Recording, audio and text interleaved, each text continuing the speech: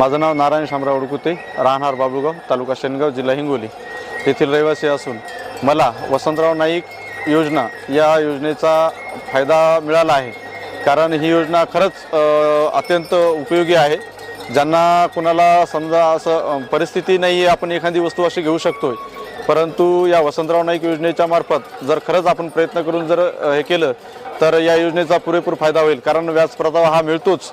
काही जणांचा भ्रम असू शकतो की हे फक्त कागदोपत्रीच योजना आहे, परंतु असं काही नाही आहे. खरंच जर लाभ घ्यायचा असेल तर ही योजनेचं वसंतराव नाईक योजना ही अस्तित्वात म्हणजे कागदोपत्री नसून ती पुरेपूर फायदा होऊ शकतो याचा. आणि त्याचा मी प्रत्यक्ष एक लाभार्थी आहे वसंतराव नाईक योजनेचा. तर या योजनेमधून मला व्याज परतावासुद्धा मिळालेला आहे. तरी पुरेपूर समाजाच्या लोकांनी या गोष्टीचा वसंतराव नाईक योजनेचा पुरेपूर फायदा घ्यावा असं मला वाटतं. आणि आपण सुजलाम सफलाम व्हावं या योजनेतून असं मला वाटतं. मी भरत गणेशराव शेळके, राहणार मोरगाव, तालुका हिमायतनगर, जिल्हा नांदेड. वसंतराव नाईक महामंडळ जिल्हा कार्यालय नांदेड यांच्यातर्फे मला ट्रॅक्टरवर बिनव्याजी कर्ज योजनेचा लाभ मिळाला.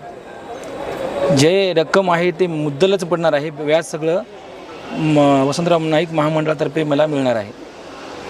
तरी मी या वसंतराव नाईक महामंडळाचा ऋणी आहे. माझं नाव विष्णू बाबासाहेब नारळे, राहणार टाकळी निळवण, तालुका मानवत, जिल्हा परभणी. मी हा ट्रॅक्टर वसंतराव नाईक महामंडळातर्फे घेतलेला आहे बिनव्याजी कर्जामध्ये. आणि याचा मला पुरेपूर फायदा झाला आहे. यापासून शेतीचं कामे हे करायला मला भरपूर सहाय्य मिळालेलं आहे.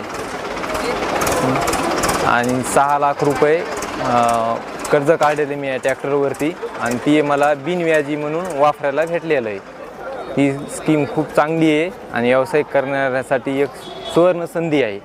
ही योजना अतिशय चांगली आहे. गोरगरिबांसाठी व्यवसायाचं एक साधन आहे आणि शासनाचे आभार आहे योजना चालू केल्या.